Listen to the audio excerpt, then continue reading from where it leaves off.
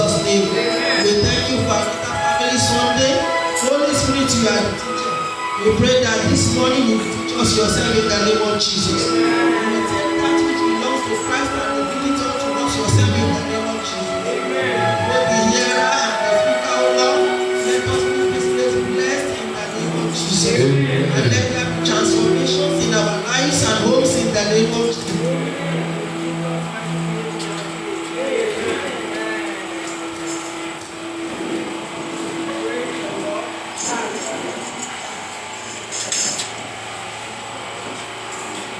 Praise the Lord. Last month, we have been looking at the book of Genesis chapter 3 for quite some time now. And last month, we looked at God's question to Adam. God asked him, have you eaten what I gave you of the tree of the knowledge of good and evil that I told you not to eat? And he said that the woman you gave to me, she gave me and I ate. And we were able to discover that according to the scriptures, Adam was not deceived. But he ate the fruit because at the spiritual level where he was, it was at a level of perfect love that was ready to die for whosoever he or she loved. And that was why he fell. And we concluded that the plan of God for us in the New Testament is that the husband should love his wife and be willing to die for her if there is need for it. Because the love the husband should have for his wife was compared to the love that Christ had for the church. Christ loved the church so much that even when the church was terrible, he died for the church. And that is the kind of love that God expects a husband to have for his wife. And we said that this kind of love is still possible today if we are spirit-filled. No man who is not in the spirit can truly love. It takes a spiritual man to love. Because love is spiritual. God is love and God is a spirit. So to truly love, you must be spiritual. If you are not spiritual, you cannot truly love. And we have said that all those things that people see and they say, I love you, actually they love themselves. What they are saying is that they have seen something in you that they want. So for that thing in you that they see and they want, they love you. Which is the love that exists between boys and girls, young men, women, which is the love that leads to marriage.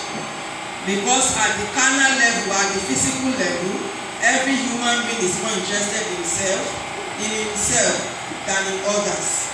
Okay? Even 2 Timothy 1:14 confirmed it. 2 Timothy 1:14 says, and that good thing which was permitted unto thee, keep by the Holy Ghost which dwelleth in us. The Bible says that he that findeth a wife findeth a what? Hello. He that findeth a wife findeth a what? Okay, so 2 Timothy 1:14 says, that good thing that you have found committed into your hand, keep by the Holy Ghost. So you cannot truly love outside of the Holy Ghost. To have true love, you must be filled with the Spirit of God. Because there's every reason for you to hate your wife. Yes, there's every reason for you to continue to complain. But when you are in the Spirit, because the Bible says that the love of God is shed abroad in our heart by the Holy Ghost, you will be able to love unconditionally. That's what we are saying. You cannot love any human being unconditionally without the Holy Ghost. So we want to look at the woman and God. The man had given his answer. The woman whom thou gavest to me, that's Genesis 3 from 12. And the man said, the woman whom thou gavest to be with me, she gave me of the tree, and I did eat. And the Lord God said unto the woman, what is this that thou hast done? And the woman said, the serpent beguiled me, and I did eat. you can see that even though God knew the whole story, he still gave the woman opportunity to speak for herself. He still asked her, why did you do this? What is this that you have done? Can you imagine? As if he didn't know what actually transpired. God will always give you an opportunity to defend yourself. Even when it is clearing how terrible a thing you have done, he will still give you an opportunity to defend yourself. So God, the woman answered and said to God, the serpent beguiled me and I did eat. So we want to look at why did the serpent choose the woman? Why did he not go to the man to try and deceive him? Why did he go to the woman? What were those things he saw in the woman that made him to be sure that this is the person through whom I can go in to destroy the generation of human beings on earth? That's what we want to look at this morning. The man was not deceived. Why was the woman deceived? That's what we want to look at this morning. The serpent beguiled me and I did it. One thing about, the first thing about women is that women love glory. Oh, women love glory. You see, the devil does not just attack people.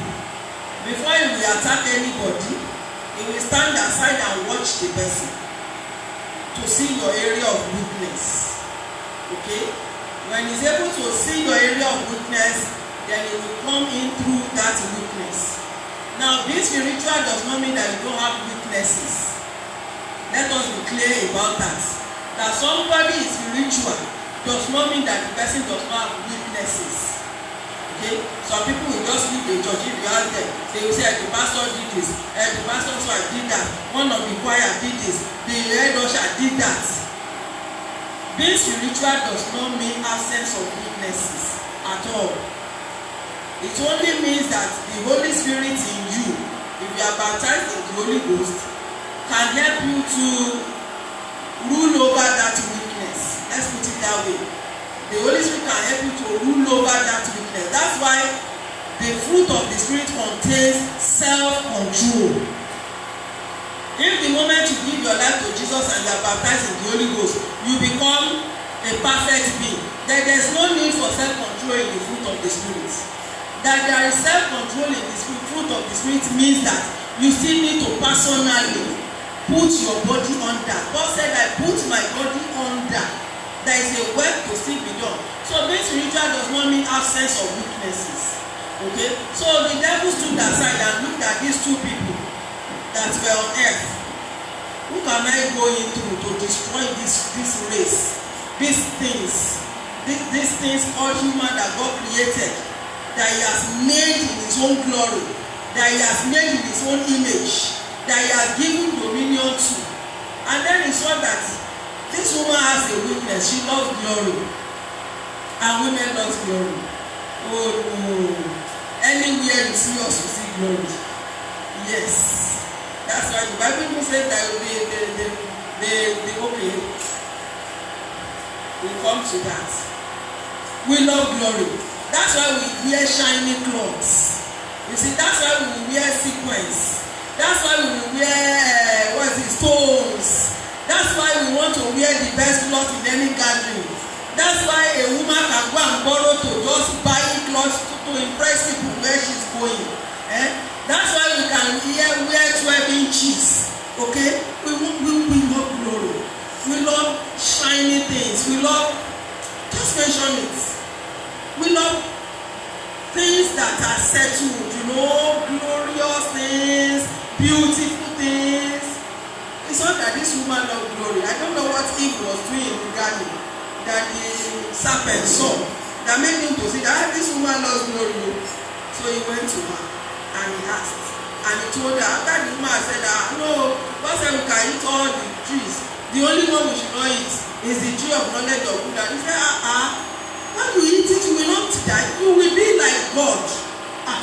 Please, is there any glory that is greater than God? There is no glory that is greater than God. He is the King of glory. He is the Lord of glory. So So the woman said, the highest possible glory, I will have it if I can just eat this fruit. After all, the Bible says in the book of Proverbs 25:2, that Proverbs 25:2, that it is the glory of God to hide things. Okay? So he told her that, see, the moment you eat this fruit, you will know. Okay? So it is the glory of God to hide things. You will know everything God had hidden. That's what he told her. That is glory. So the woman wanted glory and she was beguiled. Okay? I want us to rush because we are going a bit far today. A woman also likes to be like others. The serpent looked at her and he saw that this one does not have self-confidence in herself. Yes. If you gather all women together, 99.9% of women don't have self-confidence. No matter the level where they are. I don't want to use the word 100%. Okay? I would have used the word 100%, but let me not use the word 100%. Let me say 99.9% of women don't have self-confidence. They always want to be like others. That's why it's women that will go and take Asoebi. Why? Everybody should look the same. They don't have confidence in who God has made them to be. They want to be like other people. That's why there is so much competition among women. This one wore this out today. Tomorrow I must wear a shoe that is this, like that. And you see all kinds of competition among women. Why? There's no self-confidence. You will be like God. Why do you want to be like God? Because the woman is not confident of who she is. So she believes that she should be like somebody else. Most women, 99.9% of women want to be like somebody else. Some people want to be like Mami Adeboye. Another one we see Dr. Paul Eniche's wife and wish she was her. Another one we see Bishop Oyedepo's wife and wish she was her. Another person is thinking that I wish I'm one of the Dangote's wives. That is the way women, even at a spiritual, we are looking at a spiritual woman here. We are not looking at a carnal woman because at this level she has not yet fallen. So even at the most spiritual level, a woman still wants to be like others. That's why we have to be very, very careful.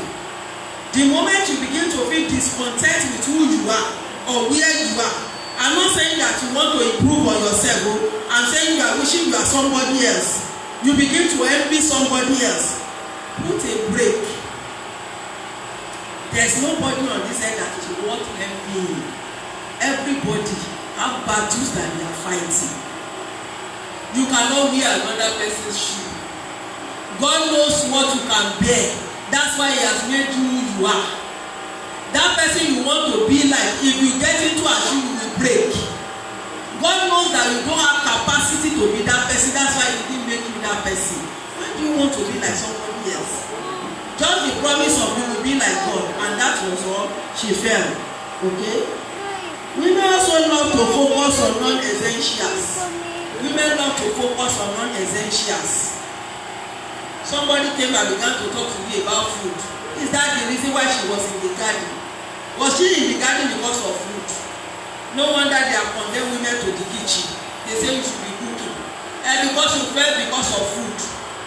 But that's not the plan of God for the woman. That's not why He created woman. He didn't create woman to be in the kitchen. That's not the reason why He created woman at all. In fact, there was no division of labor in the garden. Nobody was told to cook, nobody was told to do this. But because women fell because of what they would put in their mouths, that's why they were condemned to, okay, that's the reason why you fell. People will be in charge of food. No matter. Women love to focus on non-essentials. Of all the things that were in the garden, the only thing she allowed somebody to discuss with her was food. That is why we are planning one big program in the church now. It's women that will bring up issue of food. Are we not going to eat? What will we eat? That has always been women. That even at the most spiritual level, we are talking about a spiritual woman here. She could still be deceived because of food. Because she was, I'm sure that Ada was there. His mind was not even on the discussion that they were having because he was busy with his own assignment. This woman, on top of the fact that she had her own assignment, she still had time for food. That's why even very spiritual women, you will see women planning. There was one woman, I don't want to mention names. High up there, you are planning a program, you are the one that will minister at the program, and you are the one in charge of who will cook. She gathered the takeaway together, she was counting them. At what level?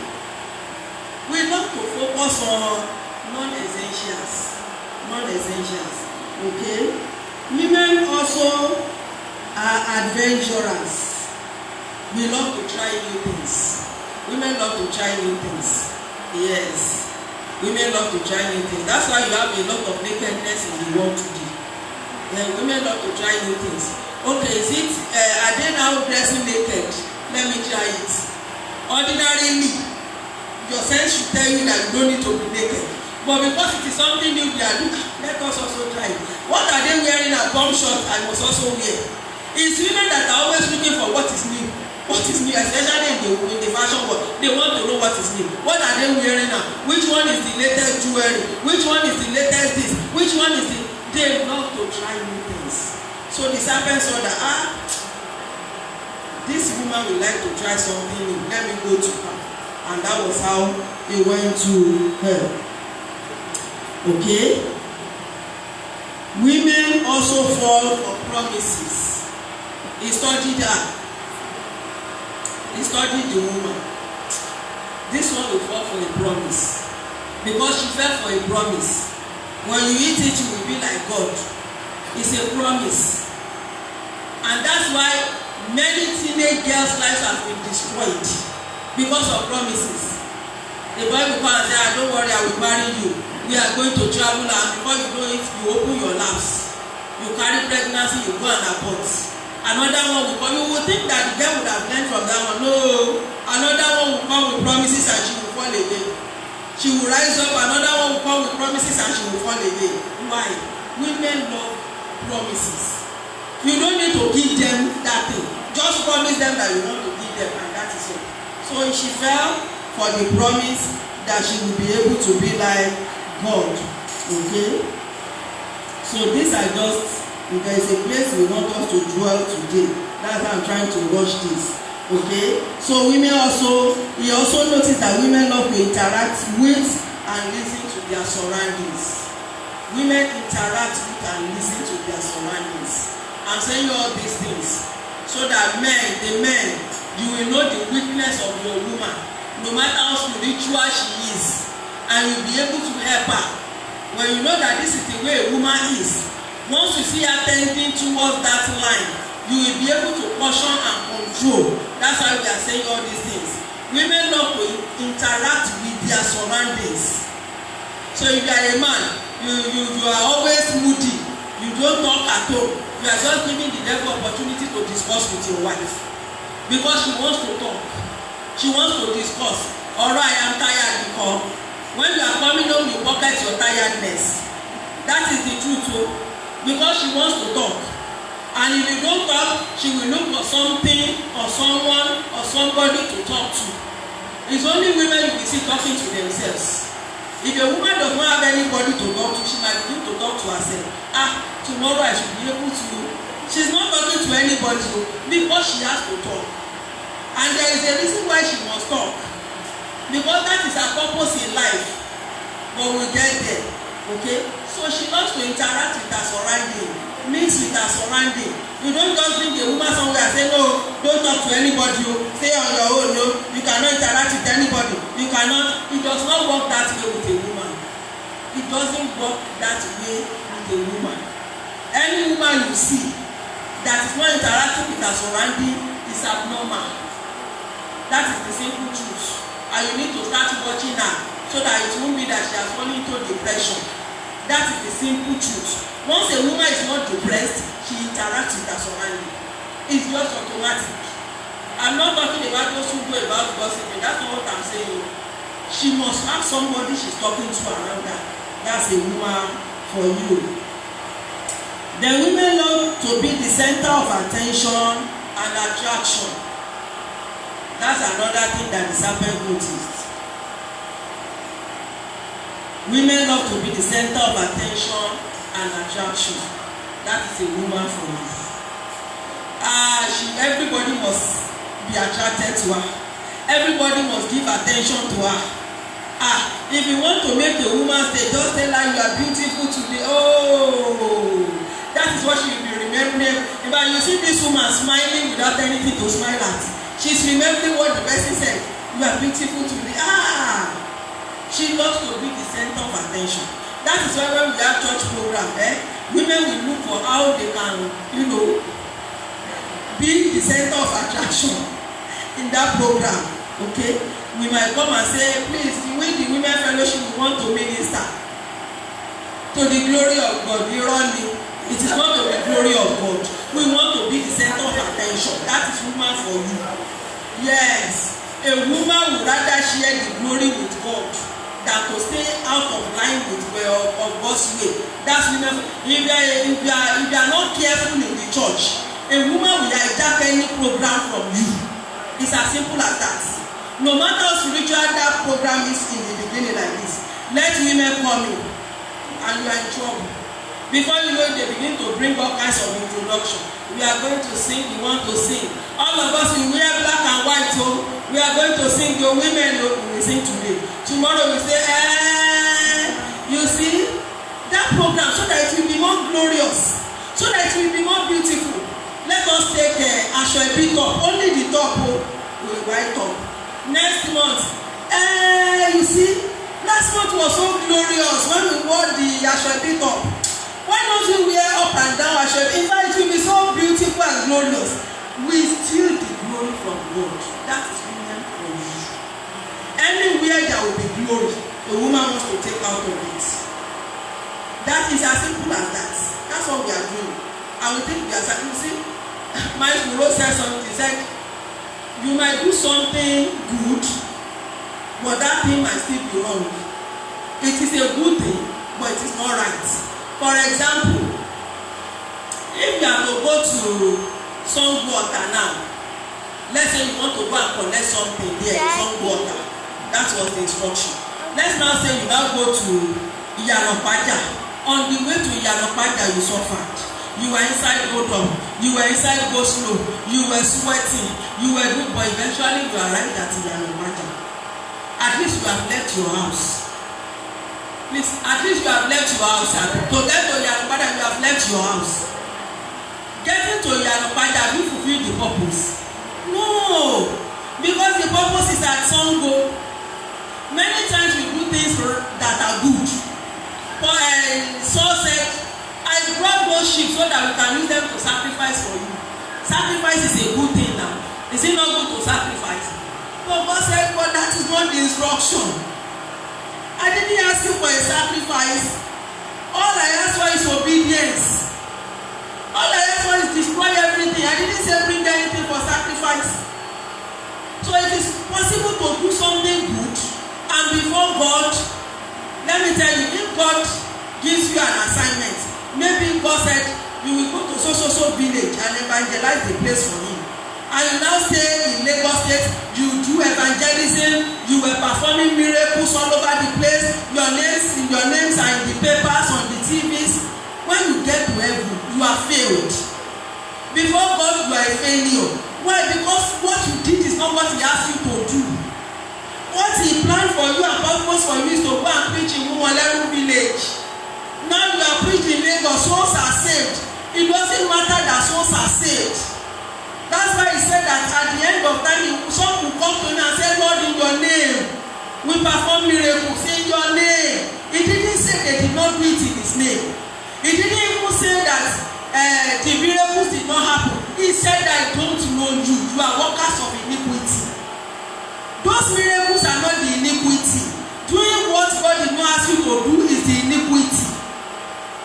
So that's we want to be the center of attraction. We want to have attention. And that's why women are walking naked. They are looking for attention. They want to, as they are going, they want everybody's eyes to be focused on them. what women are. That's what we are.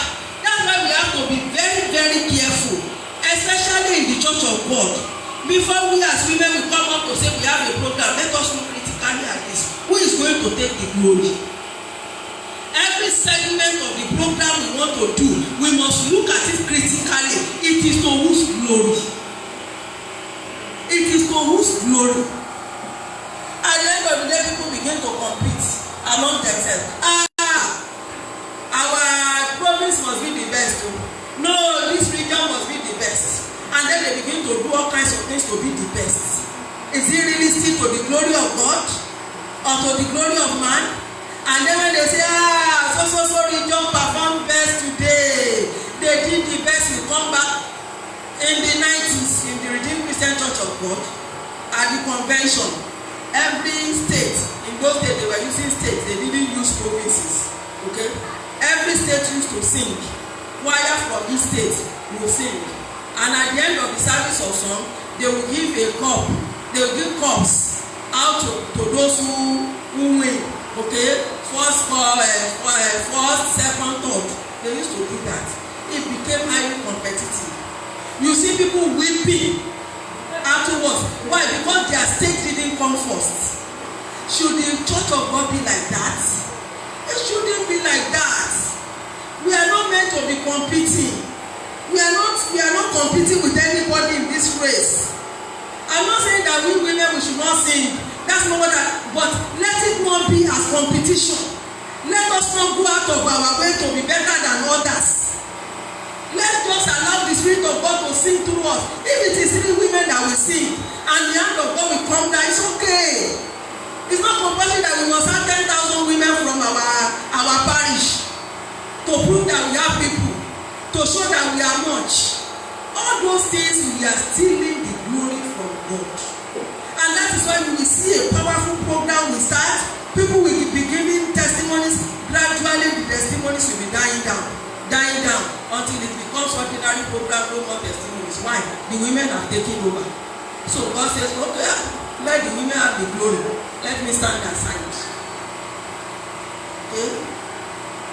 The last part we want to look at, which is a very long one, I pray that the Holy Ghost will help us, is that the serpent was able to beguile her because she was created to speak. She was created to speak. The woman was created to speak. That is the reason why God created her, to speak. That is the purpose of the woman, to speak. Let's open our Bibles to Acts 2:18. I want all of us to read it. Acts 2:18. Joel 2:28. I want us to read. Acts 2:18, Joel 2:28. The two of them should be saying the same thing. Okay, I will read Joel 2:28 here. Please open Acts 2:18. We are reading that together. Joel 2:28. And it shall come to pass afterward that I will pour my spirit upon all flesh, and your sons and your daughters shall prophesy. Your old men shall dream dreams, your young men shall see visions. Okay? Let's read the fulfillment of this prophecy in Joel 2:28 in Acts 2:18. Let's read together. 3 go.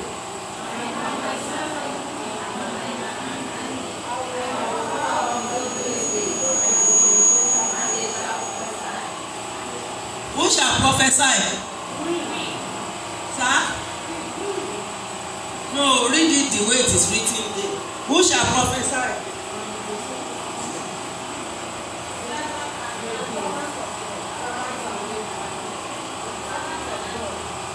Pardon? Servants and handmaidens, they shall prophesy. Now, let's be clear about this thing. Whatsoever man lost in the garden, that was what Jesus brought to earth. Okay? The main purpose, Jesus said why he came, is the kingdom of God. Okay? So when he left, he sent the Holy Ghost. Because the Bible says righteousness, peace, and joy in the Holy Ghost, that is the kingdom of God. So the kingdom of God is in the Holy Ghost. So he sent the Holy Ghost. Now he said, when the Holy Ghost comes, the sons and daughters, who are also the servants and handmaids, they shall what? They shall prophesy. The young men shall see visions. The old men will dream dreams. Now look critically at that. The young men, the men now, they will do two things. They will prophesy, they will see visions. The old men, they will dream dreams. But there's only one thing that the women will do.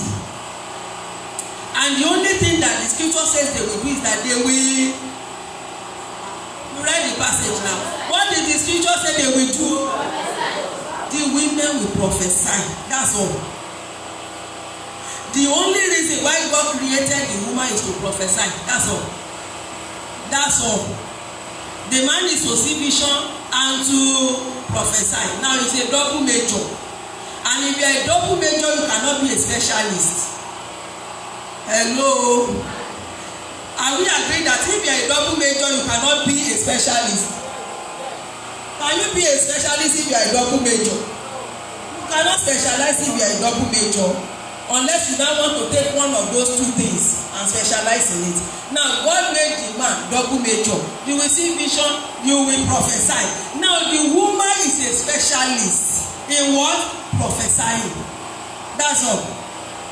That's why women love to talk. Because they were created to prophesy. That's all. What are they prophesying? Okay, as a man, you see vision. You see the end from the beginning. As a man, you see a nation devoid of ethnic clash, devoid of atrocities, devoid of corruption, devoid of all kinds of ills and troubles and traumas that are going on presently in Nigeria. That's your vision. That's what God has shown you. That's what you see. And you speak it out. That's your prophecy. That I believe that this nation very soon is going to be devoid of this, devoid of that, devoid of that. And then you begin to work towards it.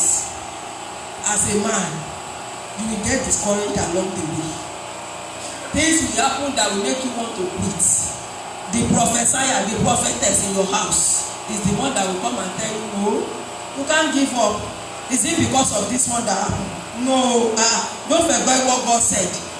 The word of God says that if you fail in the time of adversity, then your strength is small. That's the scripture now. No. I know you are a man of great strength. You cannot quit now. Prophesying. So the woman encourages himself and it goes on. Along the way, somebody entrusted with all his might betrays him. And he's like, wow, no, I'm just fed up. Let's give up on it. No, I'm not going again. The professor comes again and says, is it because of one man that you want to quit now? When the scripture has already said it, that they that put their trust in men, they shall utterly fail. You should, that is human beings for you. As God failed us, God has not failed us. So let's keep following him. And as you move on again, something else happens. The prophesier comes. That is the real reason why God created you. Over every other thing that is a woman does is just an addition. The real reason why he created the woman is to prophesy. What is prophecy? The mind of God. The woman is created to say and to speak the mind of God part time in any situation continuously. That's her specialization. She's not a double major. She's not meant to see the vision. It is the woman that will see the vision. Okay? It is the man that will see the vision. He will see it out. It is the work of the woman as the prophesier to keep prophesying over her husband, over her children, until she sees the will of God done in their lives. That's the reason why he created the woman. Nothing else. Not to go and cook and wash clothes and iron. In that is the reason. It means that those who have enough househelps in their homes to do it, their wives are now useless. Is that what you are saying? No, God did not create the woman for many jobs. He created the woman as a prophet. That is why women have what they call intuition. Okay? A woman has a way of knowing. She will just know. She is not just knowing. It is because she is created a prophet to know the mind of God per time. That's why she will just say something and it will be exactly the way she, because there is a knowing in her. That prophetic gift, the Bible says that the gifts of God are without repentance. That prophetic gift is in her already. So whether a woman is born again or not born again, she will still fulfill the role of that prophet. But when you are now born again, you are not relying on your senses alone. You are not relying on the Spirit of God to reveal things for you. You are now relying. That's why most of the time, women are the ones that see revelations about things that are about to happen in their home, in their family, in this, in that. Why? Because men are double nature. They are so focused in pursuing their visions that sometimes even when God is speaking to them, they are not hearing. But they have a prophetess in the house whose only job is to hear. That's all. That's why she will hear.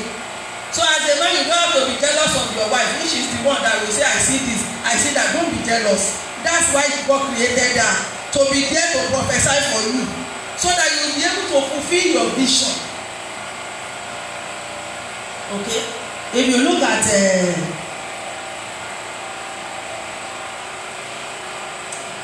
at Acts 21:9, you will read there that Philip the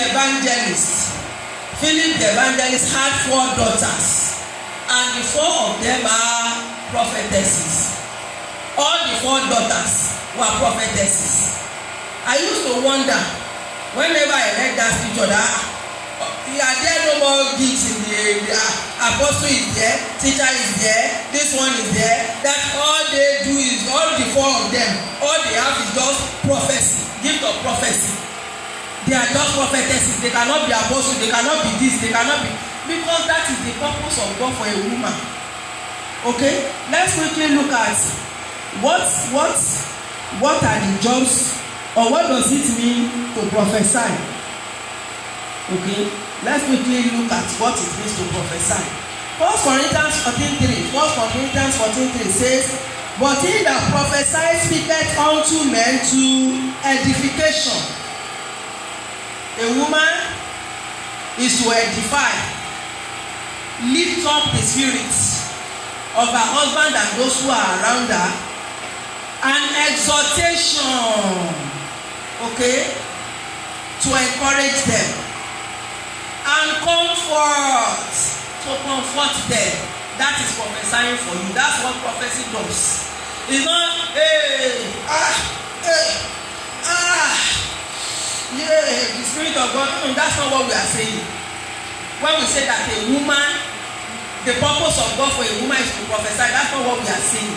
A woman is to exhort, a woman is to comfort, and a woman is to edify. That is what is called prophecy. That is what is called prophecy.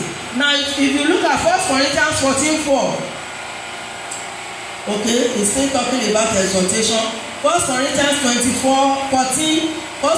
14:24-25. But if all prophesy, and there come one that believeth not, or one unlearned, he is convinced of all, he is judged of all. And thus are the secrets of his heart made manifest. And so falling down on his face, he will worship God and report that God is in you of a truth. What is he saying? The Bible is telling us that here that prophecy convinces people. It convinces them of the works of their hand, of their wrongdoing, and it judges them and makes them to come to repentance. That is the work of a woman, to convince. That's why women can be very convincing. Who convinced Abraham to eat the fruit? Was it not Eve? That's the job of a prophesier, the job of a prophetess. You are to convince. You are to judge. That's why women generally have more, how do I put it, greater influence on their children than the men. Women generally have greater influence on their children than men. Unless, I'm not talking of women who have decided that they don't want to train their children. Some women have decided they will not train their children. So whatever the child does is okay by them. But generally, a woman can convince and bring her child to acknowledging her faults or his faults and repenting. That grace is in her. Why? Because she's a prophet. Okay? And if you go on, 1 Corinthians 14:31 says, "For ye may all prophesy one by one, that all may learn, and all may be comforted." That all may learn. Prophecy teaches. That's what Paul is saying here. That's why women are better teachers, generally speaking now. You can see men that are outstanding teachers, so that's not what I'm saying. If they have gift of teaching, okay? But generally, even without the Holy Ghost gift of teaching, women are generally better teachers. Why? Because they were born prophets. And prophecy is meant to teach and to comfort. That's why they can teach. That's why they can comfort. If a child is crying now, they will actually go to their fathers when their mothers are there. They will go to their mothers. Because she's a prophesier. She's the one that will say, don't worry, it's okay, don't cry. It's prophecy. Now, let me put it to you that everything a woman says is prophecy. That's why you should not say terrible things about your children or to your children. Ìwọ ọmọ yìí mo ti mọ̀. Orí ẹ ti bàjẹ́. You are prophesying. Orí ẹ máa bàjẹ́ lóòótọ́. I'm telling you the truth. That's why you should be mindful of what you see as a woman. Because the devil will just say, beautiful. You are just prophesying. And he will just ask a demon to take it off and make sure that it comes to pass. Why? You have prophesied it. That's why you should not curse your children for any reason. Don't curse your children. And so, Paul said that the women should keep silent in churches. 1 Corinthians 14:34-35. 1 Corinthians 14:34-35. He said, "Let your women keep silence in the churches, for it is not permitted unto them to speak, but they are commanded to be under obedience, as also saith the Lord. And if they will learn anything, let them ask their husbands at home. For it is a shame for women to speak in the church." Okay, some people said he was addressing the women in Corinth. That is not general. There are some churches still today, women you cannot come to the altar and speak as a woman. I know a church where a woman cannot share the grace. It's only a man.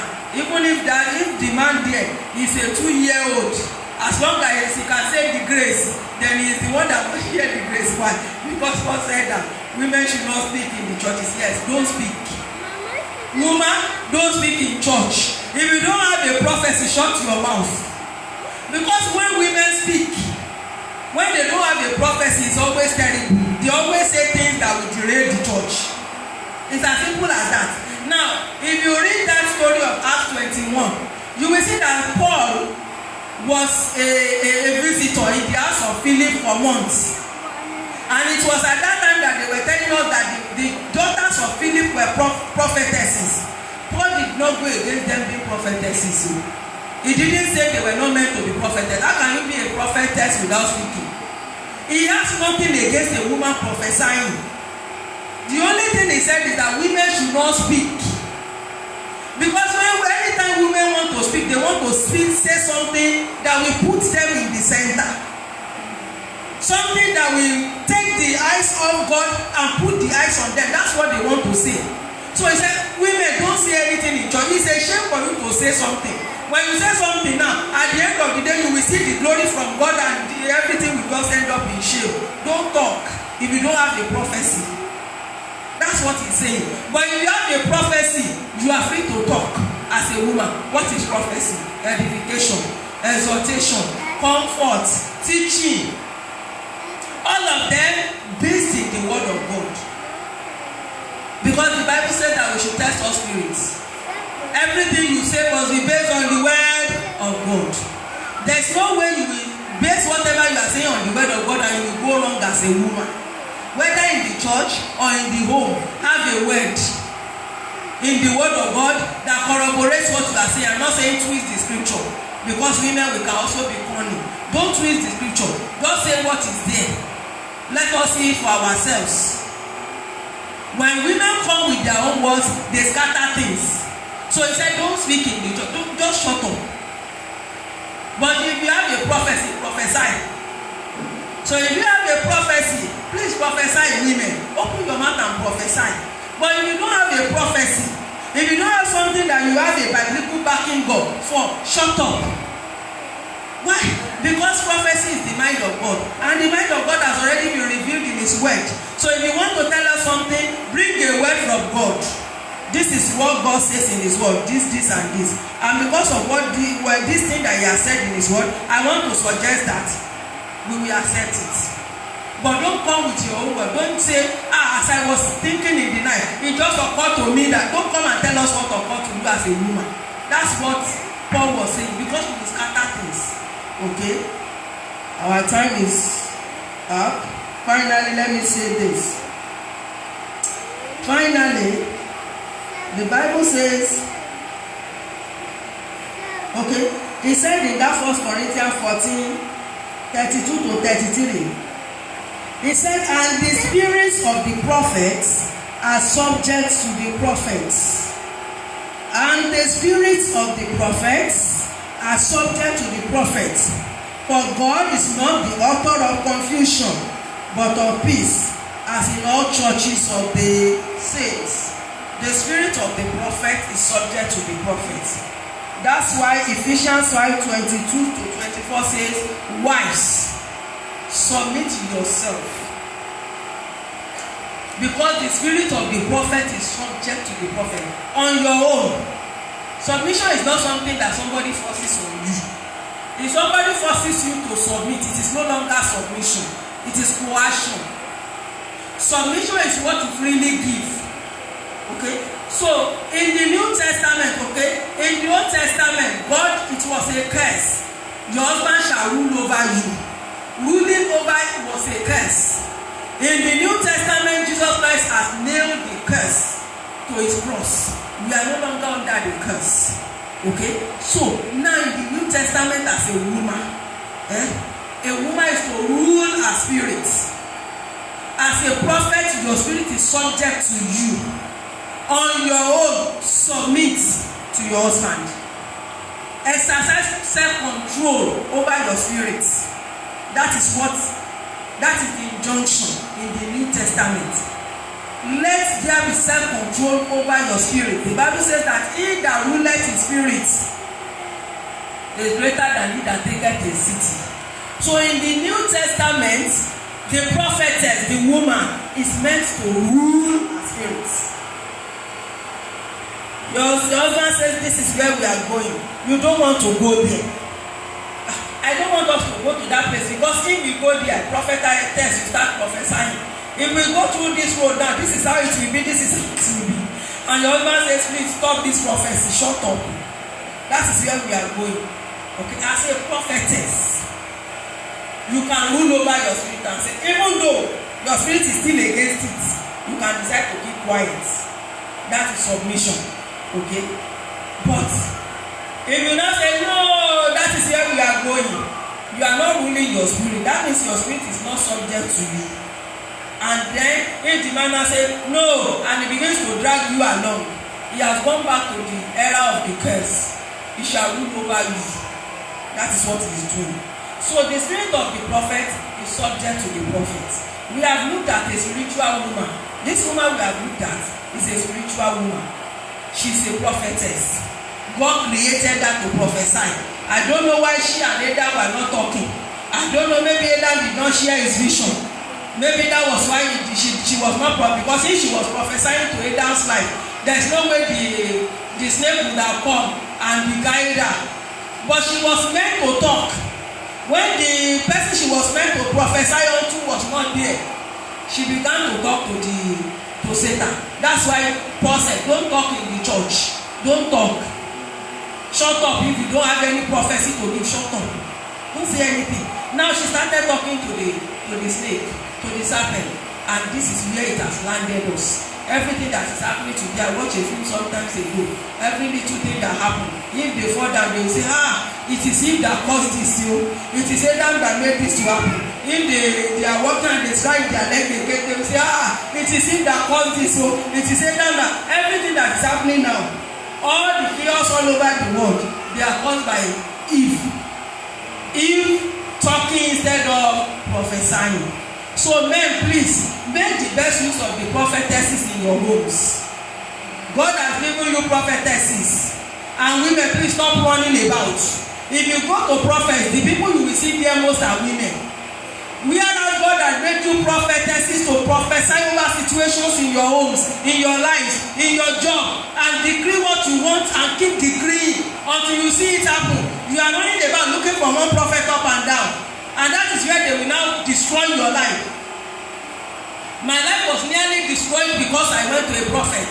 Whereas God made me my own prophet. You are a prophet, stop running. You don't need to run. Look for the word of God that matches the situation on ground and keep confessing it, confessing it, confessing it until you see changes. You will see changes. Because you are born a prophet. You are born to speak the mind of God to your generation, to your situations, to your children, to your husband. You can change that child no matter how terrible. All you need to do is to prophesy. That is the grace given to you. That is the reason why God made you. Stop running around. Stop going about. You end up adding to your problem money all over the place. Stop running. Get into the word. Take it and stand on it and refuse to yield. The devil has no choice but to leave. Why? Because we still get there. God has put enmity between you and the devil.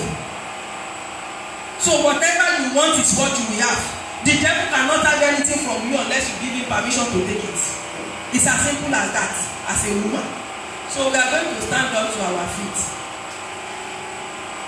And we are going to pray. Men, please let your wives prophesy. Stop shunning your wives. Stop throwing their advices aside. At least take it and weigh it. Look into whatever they tell you because they are prophetesses. And if you want to be sincere, you will know that many things your wives have told you that you have rejected and they have come to pass. Some of you will say your wife is a witch.